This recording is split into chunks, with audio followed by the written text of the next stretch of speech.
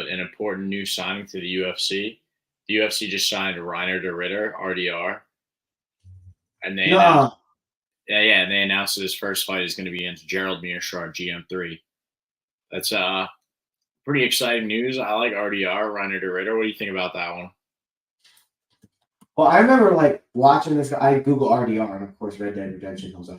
I remember like talking about this guy and watching him, a couple years ago, just kind of maul everybody, and I kind of wondered like how he wasn't in the UFC. Questioned a little bit of like competition he faced, but still was like, I'm not so deep into MMA to where I'm like, scouring a ton of other promotions to find like the next guy in the UFC, but when I know of a guy and I'm like, this guy's like turning heads and he's not in the UFC, and especially when it takes time, that means it's going to be a big splash when he comes in. And you're saying fighting GM3 Yeah. as way in? I mean, I think that's like a good first fight. Who else did GM? I think GM3 fought like, and it wasn't Hamzat's first fight, but it was like, well, I guess maybe put him on the map a little bit. Like, I feel like GM3 is thrust into a position to either kill a guy's hype train or be welcome to guy UFC with like a big knockout or something. But like, yeah, for him to make that crossover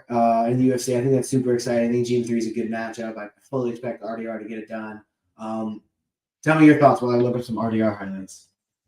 I definitely agree. I think Reiner de Ritter is going to get it done. I like the guy because he's Dutch.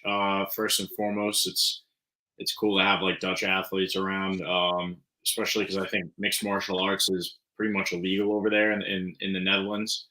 And where was he at? One championship, right? He was the champ over there. But I'm also looking up while you pull him up. I'm looking up Gerald Mearshart's last couple of fights because I feel like you're right. He just kind of gets fed to the new guys quite often, and it's very sink or swim, right? Like Mm-hmm. last couple of fights. Oh yeah, he fought Joe Pfeiffer, Bruno Silva, Andre Petrosky. He's fought a couple of guys that are basically just using him as a stepping stone on their way up. And Reiner de Ritter's a guy that he's been around for a little bit. He's been fighting in one for a while. Everybody kind of like within the booking side of the UFC knows who he is, at least where, it's going to be quick jumps up to the top in the middleweight division as far as a path to a championship goes. Because he's legit. I don't know. At least I think so. What do you think, Tom? You think they're going to put him on the So I fast? remember the fights against Angla Nsong back in 2020 and 2021. Because Angla was supposed to be, at the time was the guy. So to get two back-to-back wins over him really cemented RDR, like put him on my radar. Like I said, I don't have a big radar for guys not the UFC. So for me to know about him, I think was a huge milestone for guys like me to know about him for RDR. Defend the championship, decision in grappling. When it really starts to, kind of bring about why this guy was a free agent is, you look at the right hook loss to Anatoly Mahalkin, and then back in, March, retirement at 163 left in the third. I think, so Anatoly did to RDR exactly what RDR did to Ong Long. Is that's basically take him. You have a two-belt champion. Go and take both his belts from him in two successive fights. And basically that's what was done here by Anatoly Mahalkin. And yeah, obviously not in one, goes to UAE, gets a win over here, and now, like you said, fighting GM3 at UFC Fight Night November 9th. So I think it'll definitely be interesting. I fully expect him to win that. How old is he now? He is 6'4", 79. He's 34. You know, I think, fighting at 205, he can go, 37, 38, have success. We saw Glover have success at 42. So potentially 3 to 6 more years for him. But I think those two losses are you wonder what that's going to do to him. It almost reminds me of like a Michael Chandler situation, though. Michael Chandler comes over like in his like mid-ish 30s, beats Dan Hooker, and then he's like the backup fighter for one of the championship fights, and then I think maybe like Gage or I forget who. And then then he fought Charles for the vacant belt like pretty quickly. I mean that that this division's a little bit more jammed up than that lightweight division was for that time period, like after Khabib had stepped down. But I don't know. There's always like a weird situation where something like that could happen. Like they kind of fast track a guy like that because of the skill set. But you're right. 2 losses down there at the end of his time at one doesn't look great. What are you looking at? You're looking at Mike Chandler? Yeah, I'm looking at Mike Chandler, just kind of comparing a little bit. Obviously, super long layoff considering the Connor now he's going to fight Charles. And the other day I heard Connor say, like, oh, I still would like to fight. Not it doesn't matter I'll fight anyone, but I would like to fight Chandler and finally make that happen. So I bet you like the winner of that fight. It's basically like a Conor McGregor face off because Charles had said he definitely wants to fight Connor. And I think Connor would love to fight Charles. I think that would be a big fight. I think you could see Charles. I don't know if Charles would do. Maybe he would do the jiu-jitsu. Who knows? Maybe he would just stand in the middle of the ring and say, "No, I can knock you out faster than you." And, big. Well, it would be interesting. It would be an interesting fight. It probably happen at 170, so we probably see a bigger Charles than we've seen before. Which if he loses this fight, maybe he does go to 170. Originally at 45 or moved up, found his success at 155. If you look at Charles Oliveira, how old is he and how tall is he? I think he is a pretty big guy. I mean, 5'10". So, you can get away with 5'10" at 170. I mean, he is strong. He's had, some weight misses even at 55, right? He's had some trouble with weight. We see some of the weight cuts that he goes through. I could see 70 potentially, especially if he beats Chandler, goes on and fights Connor at 70. That's a good segue. So I don't know how I brought it back to freaking Conor McGregor, but Yeah. I don't know. I was just talking about how RDR, he can jump, he can make like potential jump up. But you're right, absolutely about all that being said. Just like it's a Conor McGregor potential fight at that point because like Charles is calling out Connor even when he was the champ. mm-hmm. I think he called him out like after defending the belt once. He wants the big money fight as well. He knows like how life changing that money is. He had a couple of really big money fights as the champ. But all right, you want to get into what we're here to talk about this week? This UFC fight night taking place in Paris. Hell yeah! I didn't even know it was in Paris. Wow. Yeah, it's in Paris.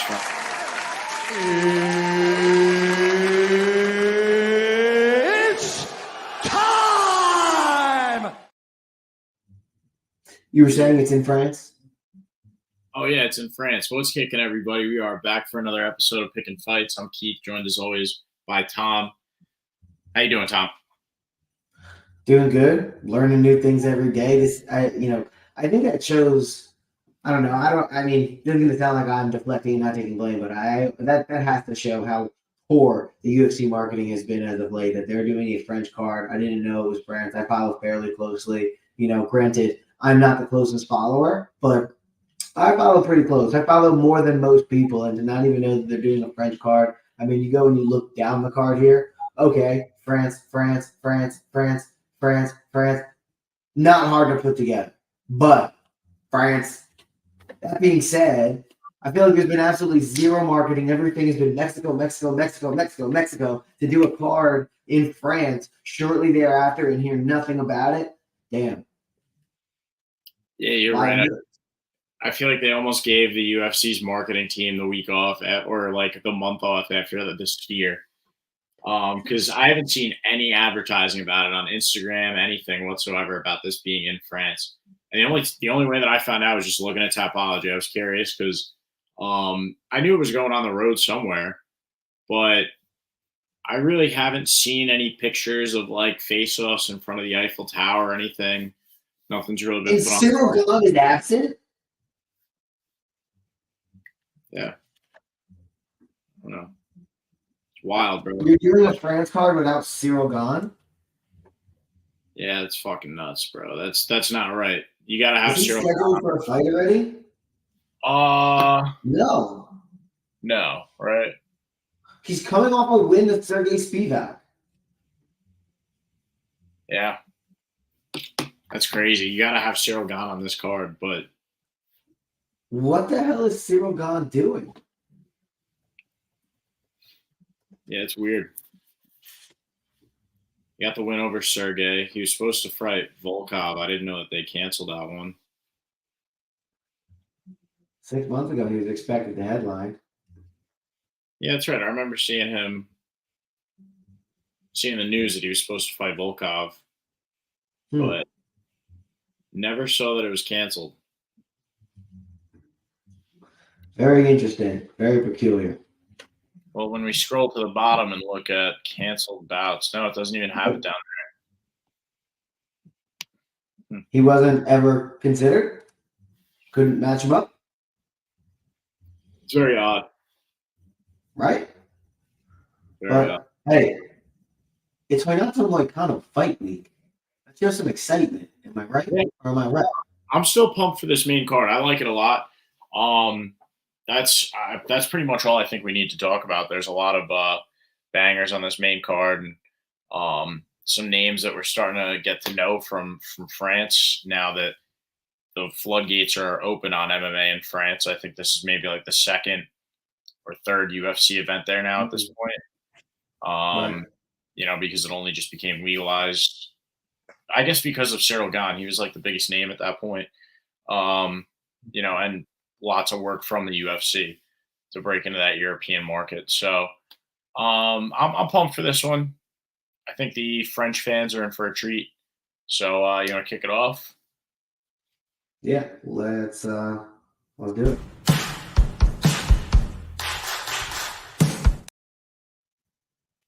All right. You want to start us off with this one? Faraz Niam taking on Matt Farabola. Faraz he's an interesting fighter. I think he, on a 3-fight win streak, 4-1 over his last 5. Luigi Vendramini decision, lost to Terrence McKinney by submission, decision over Michael Figlak, decision over Jai Herbert, and split decision over Claudio Puelles. Not bad opponents, not bad record. You would love to see a little bit more finishing out of him.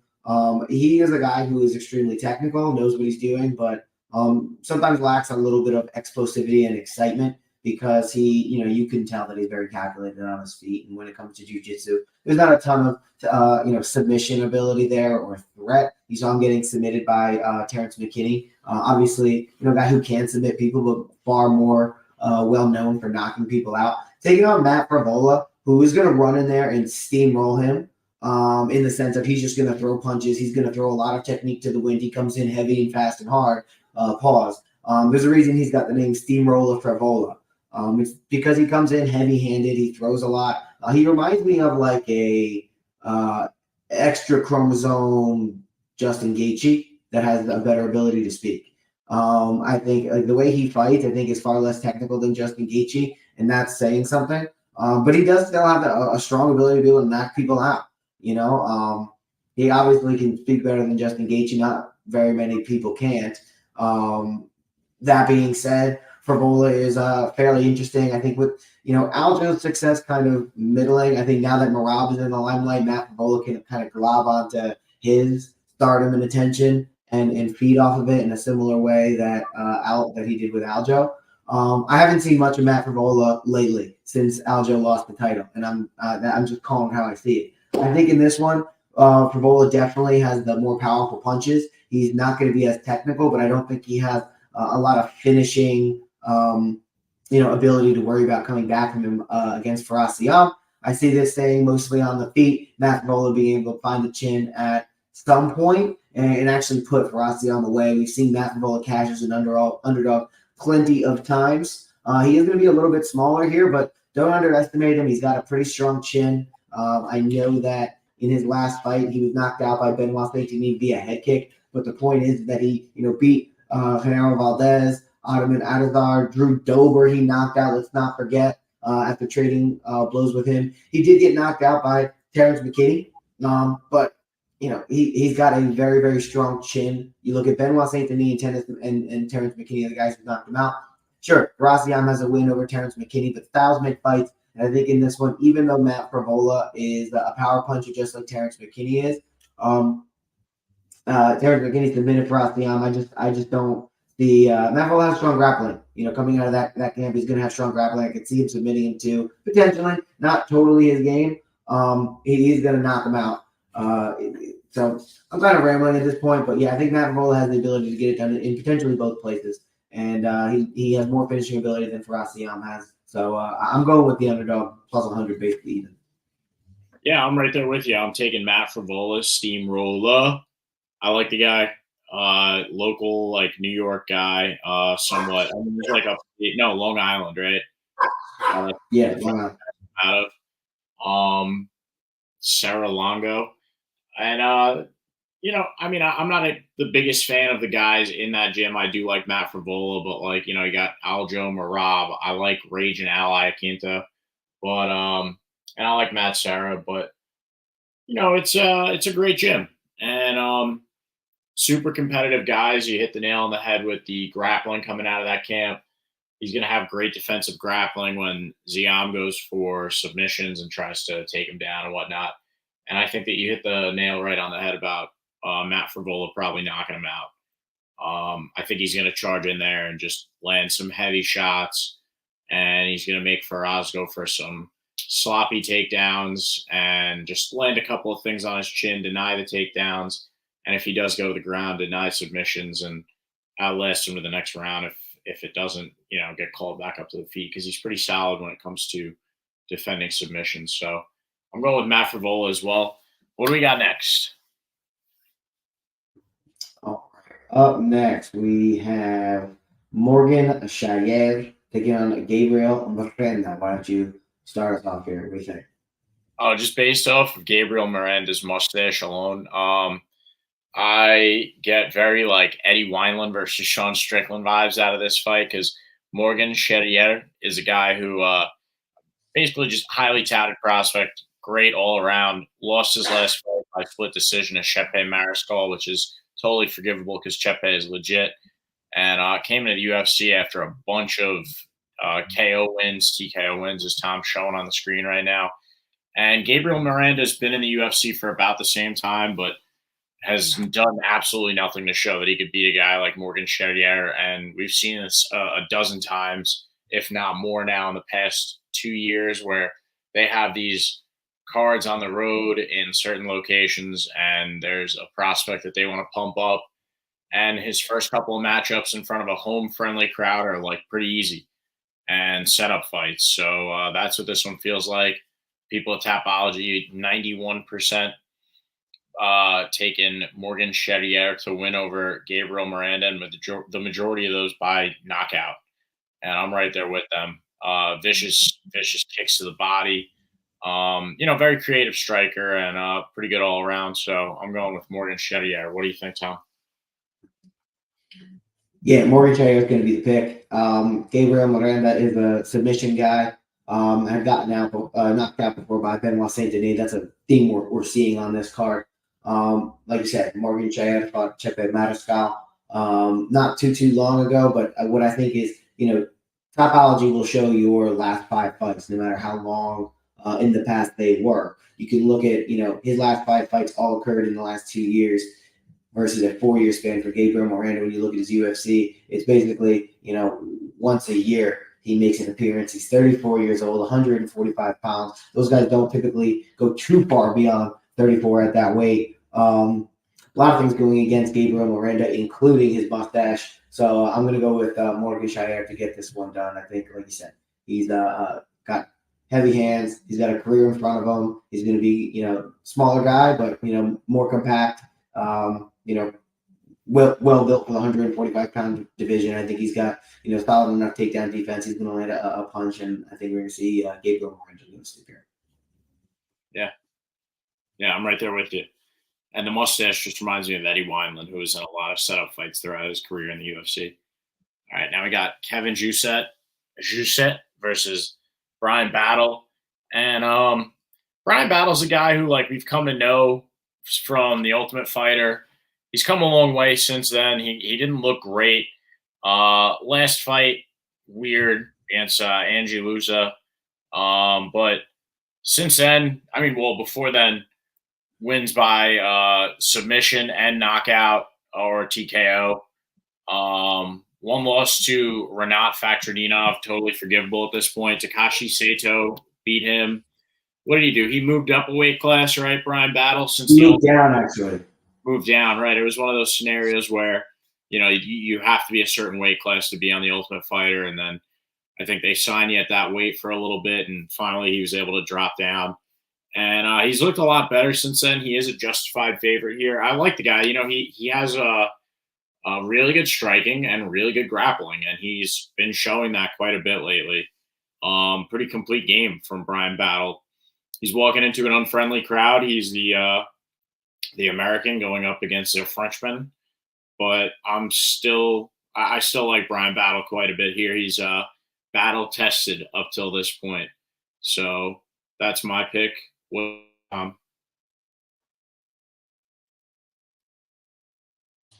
gonna unmute myself. That would probably be helpful. I agree. I'm going with Brian Battle. I think you look at his last 5 in there. He's got 3 wins, a loss, and then that no decision, no contest from the accidental eye poke. Again, a weird one. I think Brian Battle moving down to 170 has been a different caliber of fighter than he was at 85 when he won the Ultimate Fighter. So I like his chances here against Kevin Doucette.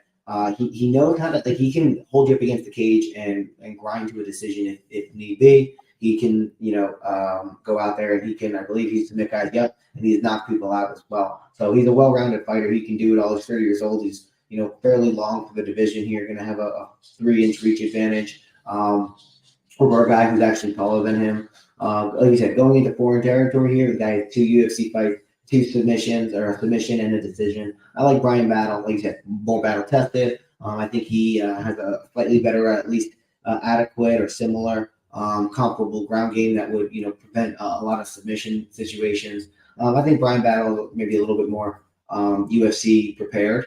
I think he's seen a little bit more at a higher level. I think he's going to be able to use his reach well, like he typically does. I expect Brian Battle to get this one done, and we showed it before. 73% of Tapology is with us, but I think I would also tend to agree with the decision pick too.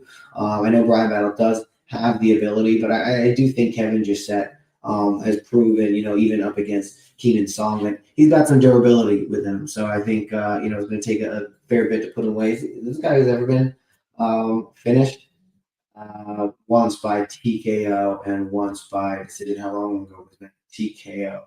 Is this what they're counting? Jake Della Maddalena from a cut. Interesting. So Della Maddalena, wow. I think that tells you everything you need to know about this guy's relative durability. So I can go in decision here. Yeah, I'm right there with you.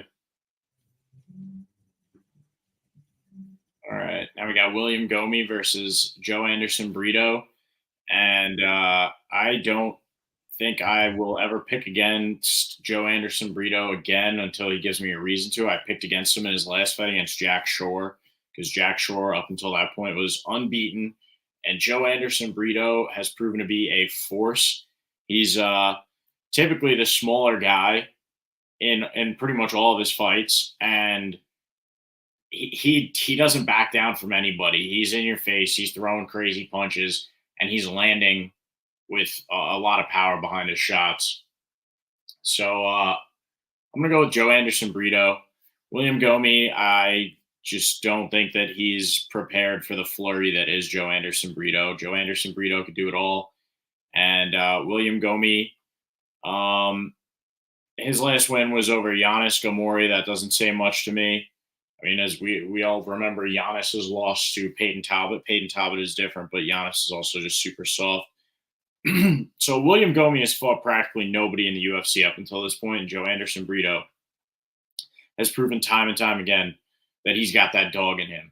So I'm taking Joe Anderson Brito to probably win this one by KO TKO. What do you think, Tom?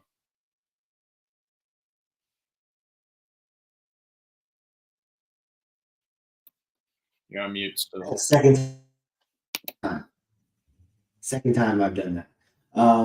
Yeah, I was just taking a peek back at Giannis Gomori's fights inside the UFC. He is 0-2, William Gomez and Peyton Talbot.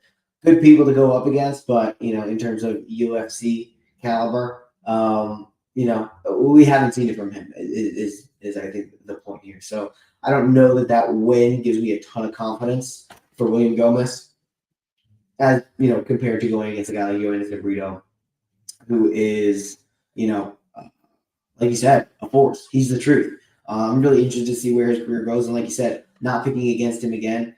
We were just talking about kind of the weirdness of doctor stoppages and that counting against you as like a TKO loss.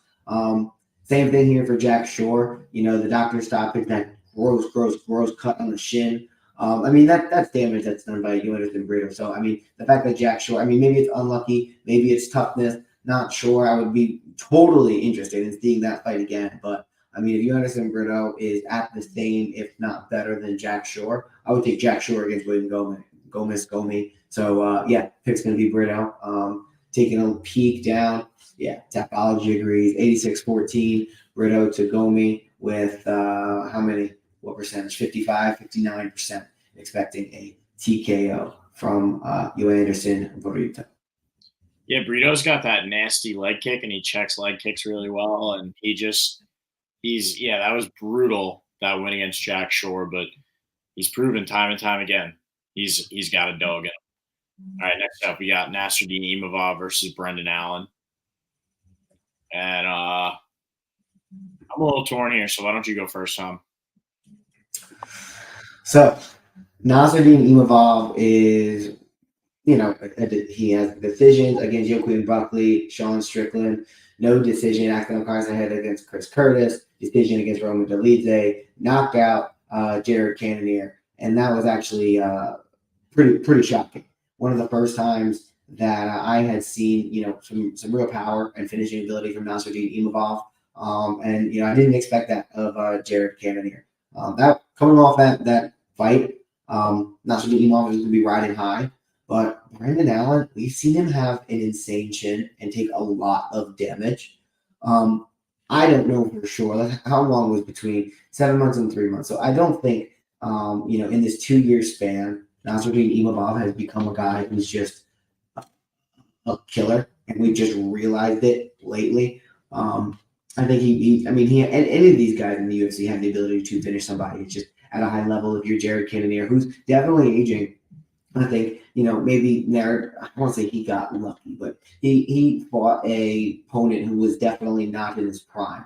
Brendan Allen's in his prime. Brendan Allen has taken a ton of damage in some fights. Brendan Allen has always fought through, ended up getting the victory. Look at, his last, 5 fights. He's all by wins, split decision to Chris Curtis, submission by Paul Craig, submission to Bruno Silva, submission over Andre Muniz, submission Christoph Jocko. Listen, Nasruddin Imavov is very solid takedown defense. He's, in my opinion, more of a stand-up fighter. He's going to be the bigger guy here, but I've just not rooted against, but picked against Brendan Allen far too many times. I think he could play spoiler here in France. Plus 195 seems like a steal for me. I know Tapology, look at them fair enough, 65% are on Imavov. I don't necessarily fear a finish from Imavov against Allen. And I think Allen, I think we've seen him grind out decisions. Again, Chris Curtis, he got the split decision. He does get tired, and he doesn't get those takedowns as readily as he wants, as the fight got, longer against Chris Curtis. But I feel like was that a 5-rounder against Chris Curtis? 5-round main event. Yeah, so this is 3 rounds. In 3-round fights, I'm gonna go with Brendan Allen. I think you don't have to worry about him gassing out and not being able to get takedowns. So if he gets takedowns, he has great finishing ability, great top pressure. I'm going Brendan Allen to get this one done as the underdog. What do you think? You make a really good case for Brendan Allen, and I'm still torn on this one. I think I'm going to go with Brendan Allen as well, though, because Nasruddin Imavov is, well, it's tough, actually. I think I'm going to go with Nasruddin Imavov. He's pretty good at defending takedowns. And I think that his strength, this is tough. I'm going to go with Brendan Allen. Final pick, locking it in. I think that Chris Curtis fight was a really good learning experience for Brendan Allen. especially coming down to the wire. It was a great learning experience about stamina management. Now he's really going to be able to dump that gas tank out.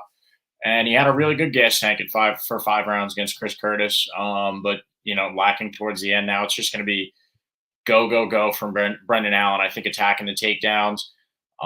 His striking is getting better, like you said. So I'm going to go with Brendan Allen. More control time on the ground and a potential submission victory, but I think that he's going to win this one by decision. And we've picked a lot against French fighters so far, so I don't have a problem going against another one here. Brendan Allen, locking it in. What do we got next? Main event time. Hell yeah, dude. What do you think? I'm gonna go with Benoit Saint-Denis to kick the ever-living shit out of Renato Moicano. I think he's just going to abuse him. I don't think that his last showing against Dustin Poirier was obviously a bad example of who he is. He made a couple of excuses, but we knew a couple of things about him going in, that he had staph infection and stuff like that, and what that could do to a fighter. Excuse me. But Renato Moicano's stand-up is nowhere close to Benoit Saint-Denis, and Renato Moicano is almost just like a cartoon character that's somehow rising his way up through the rankings. Like, he had that win against, who was that, Jalen Turner, when Jalen Turner thought that he had the walk-off KO. Yeah, that was just like some cartoon character shit. I mean, he's got I love Renato Moicano, don't get me wrong. He's got a great chin. I'll never forget the beating that he took from RDA when he took that fight on less, very short notice, and got the shit kicked out of him then too. That's what's weird about this one is he can keep coming back throughout the course of the fight and win by a weird decision because of his grappling, and he could win. He could definitely submit Benoit Saint-Denis at some point throughout this fight. So it's not like Benoit is just an automatic lock here or anything. Expended a lot of energy. Knocked down by Jalen Turner. Yeah, and then he just moved back. And yeah, he gets top control, full mouth, and then just ground pound. See, but this is what's not going to happen to Benoit Saint-Denis. No, Benoit Saint-Denis. Part of what was they had $300,000 bonuses instead of $50K or $100K bonuses. Mm-hmm. UFC 300, so a lot of people speculate that Jalen Turner was trying to get that walk-off knockout.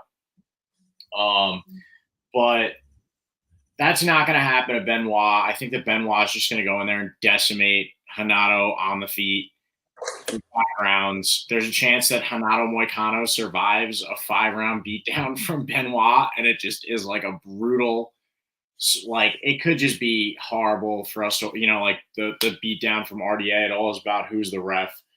But yeah, I'm going with Benoit. I think he's just going to kick the ever-living shit out of Renato. Part of me hopes I'm wrong because I want Renato Moicano to keep rising up through the rankings. But I'm going with Benoit. What do you think? Yeah, I'm going with Benoit. I think what's going to happen is, what happened with Jalen, where he was able to pop Renato in the face and drop him. It's not like Renato Moicano doesn't get dropped as long as he doesn't get hit. I think sometimes he's got a really fun personality. He's got a lot of fun fights under his belt, and he does have some finishes. But I think the Brazilian guy, 155 pounds, maybe gets falsely equated in some minds with Charles Oliveira-esque, style or potential.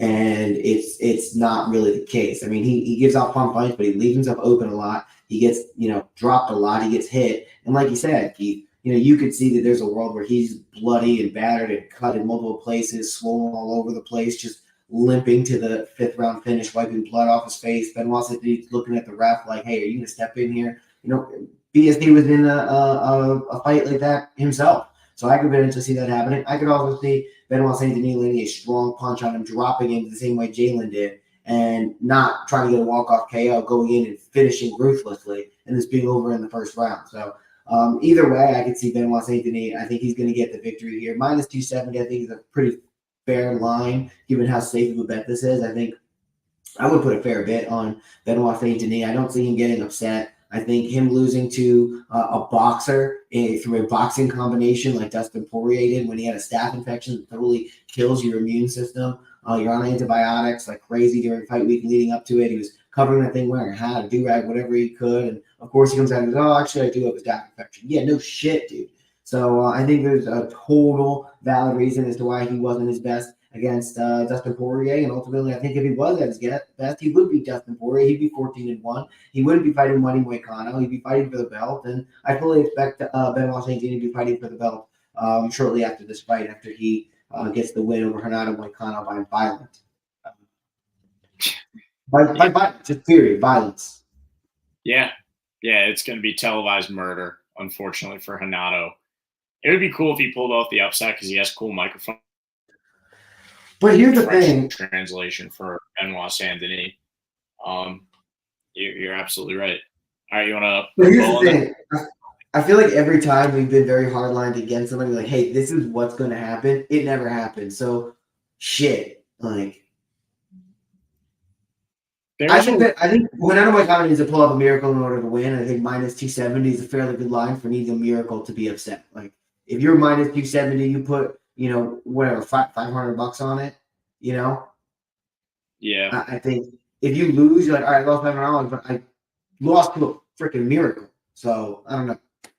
Yeah, I don't know if that's like really the gambler's mindset.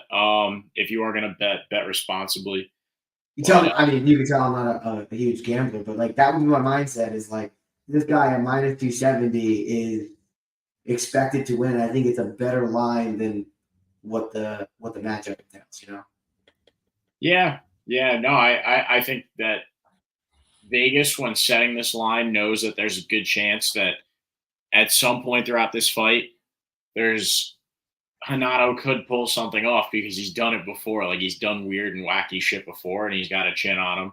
So there's a chance that maybe he gets into a situation where he can pull off a win. Like there might be opportunities for him on Saturday night where, like, if he doesn't get finished early, where he can threaten a submission at some point, or maybe he lands a couple of big shots himself and makes it a fight. Like, it's not totally out of the question that Renato could pull something off here, but I'm still firm with Benoit Saint-Denis. Yeah, he's getting. I don't know if I may look stupid, but I just don't see that happening.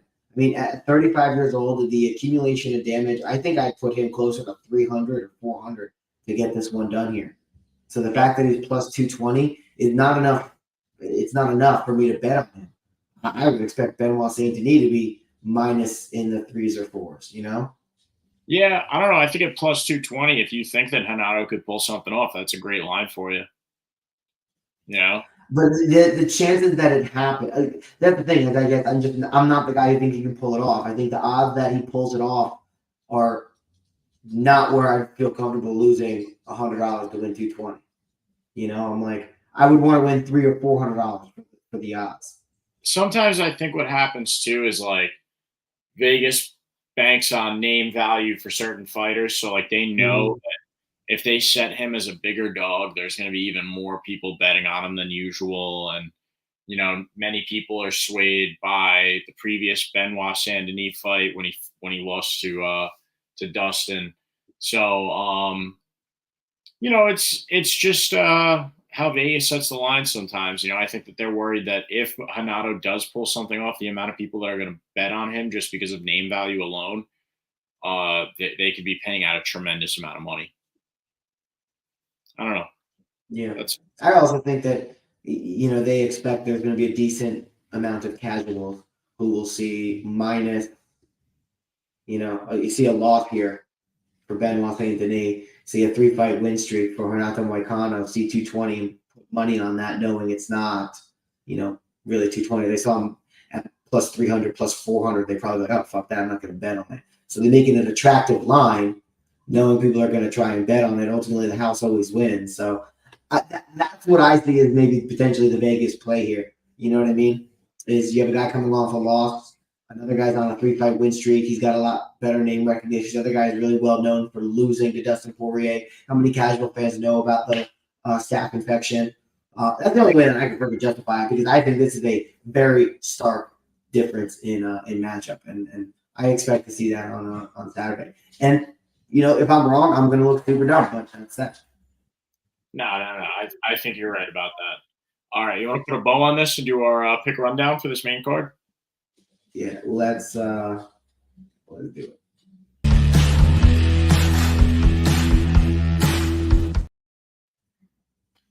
All right, so starting at the bottom, or I guess at the top of this main card, I'm going with Matt Frivola over Faraz Zayam. Going with Morgan Charrier over Gabriel Miranda. Brian Battle over Kevin Jousset. Joe Anderson Brito over William Gomi. Nasruddin Imavov over Brendan Allen. No, I chose Brendan Allen. I'm sticking with it. Brendan Allen over Nasruddin Imavov. And Benoit Saint-Denis over Renato Moicano. What do you got? I am going to go with Matt Frivola over Faraz Zayam.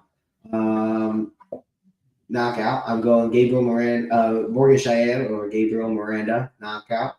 I am going with Brian Battle over Kevin Jousset. Probably decision. U. Anderson Brito by William Gomi. Maybe decision, maybe knockout. Brendan Allen over Nasruddin Imavov. Potentially submission or decision. Benoit Saint-Denis over Renato Moicano by murder. Yep. First degree. All right. Degree. Which is worse? I think murder. It's in France, so it doesn't even matter. Yeah, either And way. none of these guys are American. Yeah, I don't know what the laws are in Paris. That is where it is. Just a reminder. But I think the time is the same. I think they're doing what they did in the. Now, what time does that say? Saturday. Starts at 12 p.m. Eastern. Noon. Okay, that's cool. I like when they do. I wonder why they didn't do that for the UK on that last card. They made them. I guess because it was a pay-per-view. They made them fight at 5 in the morning local time. Yeah. But still, that sucks for them. This actually makes sense. I like these noon cards. It's cool to have college football going and the UFC at the same time. I like it quite a bit. And Saturday night, you could still go out and you're not hunkered down by having to watch the fights. And sometimes I feel like compelled to at nighttime, on a Saturday night. Like, even if I'm out, I'm always checking my phone. Sup, Alejandro PDB? How you doing? So just wrapping this up, I want to say thank you to our new friend. I think that's Alexander. Like that person did, please like, comment, and subscribe. That would be very nice of you. Also, check us out on Spotify, full audio and video. Follow us on Twitter at Pick and Keith, at Pick and Fights Tom, at _Pick and Winners. What else am I missing, Tom? Anything else? Nothing, but I think if we mentioned that the UFC is in Paris this weekend, like one or two more times, we've officially done more promotion for it than they have. Yeah, that's true. That's true. Well, in the words of the French, au revoir. UFC France this Friday. There we go. More promotion than the UFC. $1 billion company. We'll be looking